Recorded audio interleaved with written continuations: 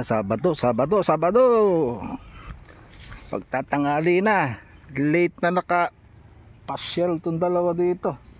Andito kami ngayon sa may farm, sa may gate. Ayan ang gate oh. Nino kayo motor to ng mga trabahador. At isa lang motor. Ayun si Bogart. Sayang tong kubo-kubo na to, napabayaan na. Oh, naku, nabulok na yung isang poste oh. Jimelina lang kasi yung kahoy eh. Madaling kon yung Jimelina. Bukbuk na yung kalaban yan eh. Lugi na naman yung nag-spray na mangga. Hindi successful lang kanya oh. Yung pag-spray niya halos walang bunga. Kahit yung banda doon sa taas wala rin. Lugi.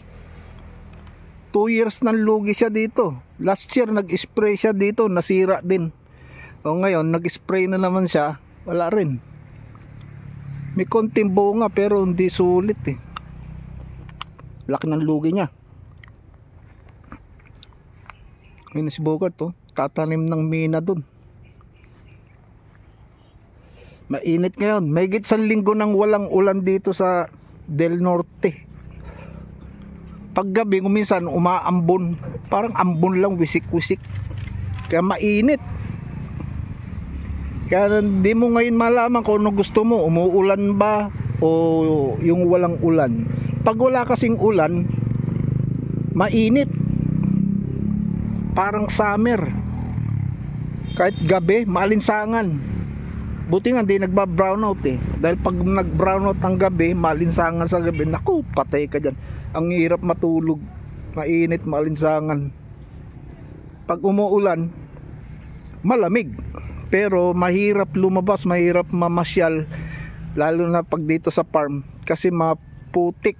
Kaya ngayon, mapansin nyo, tuyo dito sa loob ng farm. Oh. Walang kaputik-putik. Hindi ka mahirapan maglakad-lakad. Dahil walang putik. Kaya lang mainit. Ang tao talaga sala sa lamig, sala sa init. Di malaman kung ano gusto, mainit ba o malamig. Natumba na yung linya ng kuryente doon no? Naputol ata. Ay hindi, buo pa.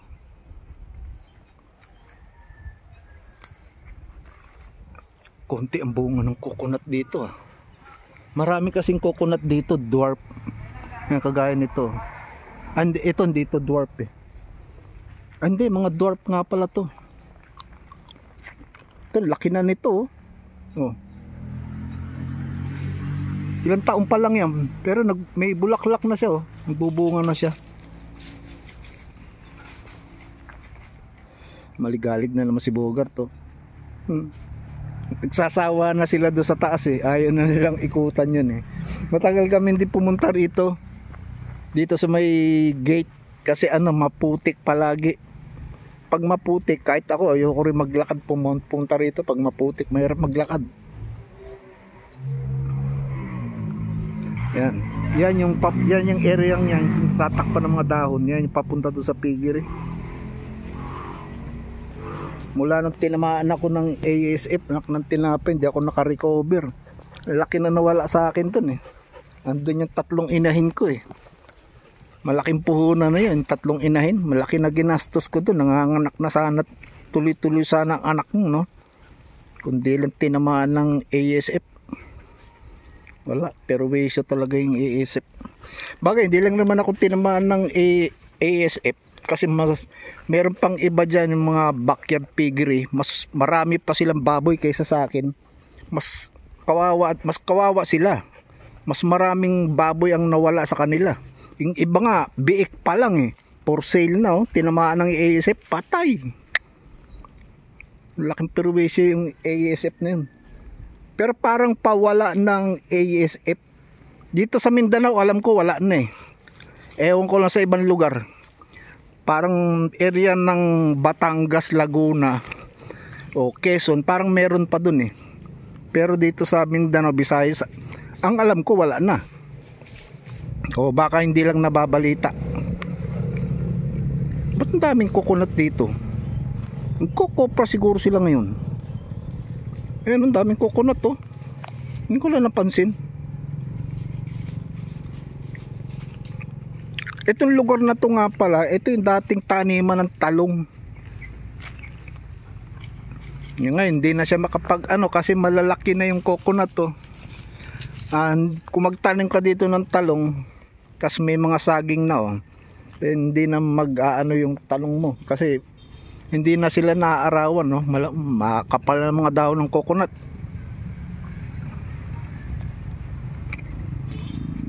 Dito sila Bone, hindi sila masyadong pagod dito.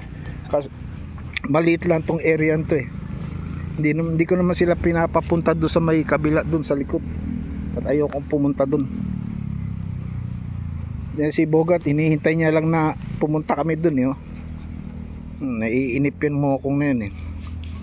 Si Bone naman, hindi naman kasi yan lumalayo. Kung nasaan ako, nandun lang yan si Bone. Hindi yan kagaya noon na nakaano si Bone kay Bogart. Kung nasaan si Bogart, nandun si Bone. Ngayon hindi na. May sariling mundo na si Bone.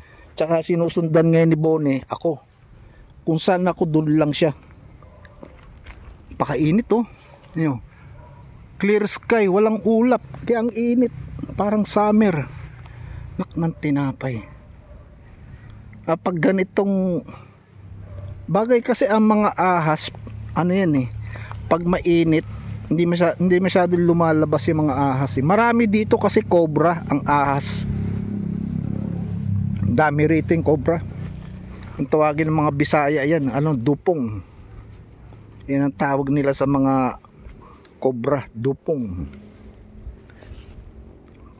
Ayan. Nangangati na si Bogart pumunta doon sa likod Hindi naman siya makapunta dahil alam yung bawal pumunta doon dahil dito lang kami.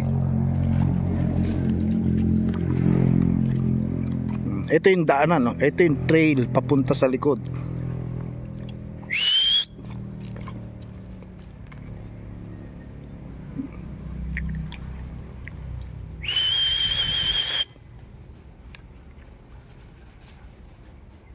Ayan na.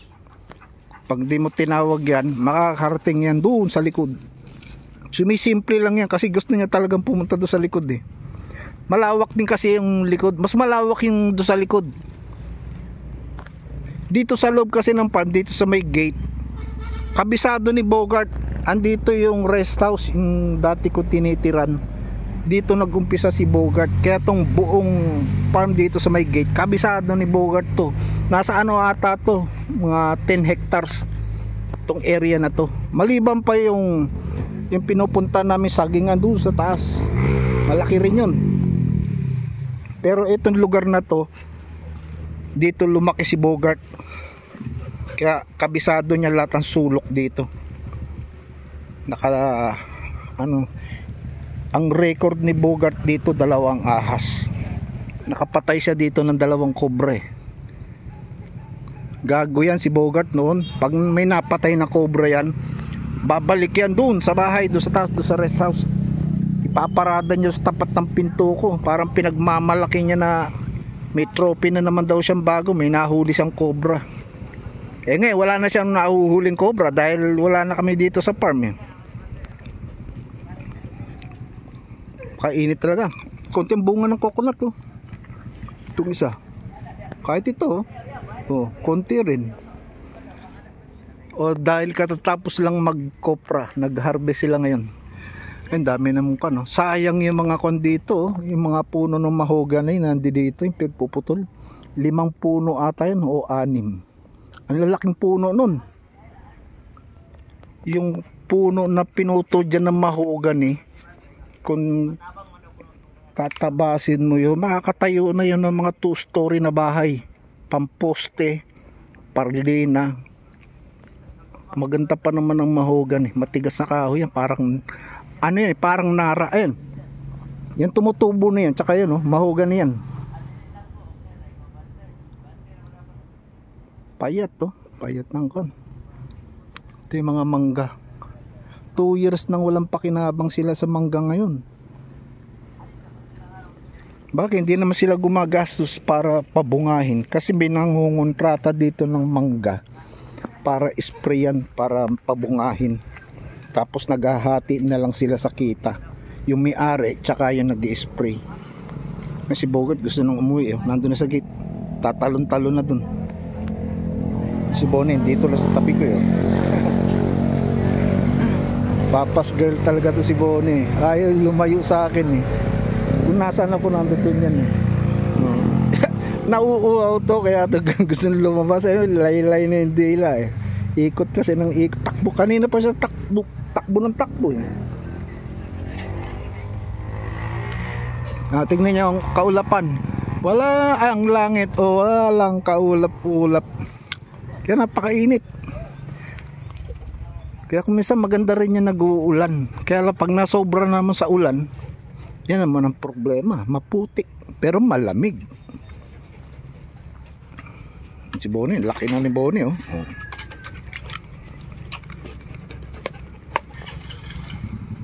Kailangan na naming umikot muna sa iba. Lipat muna kami ng lugar. Ayan lang muna update namin.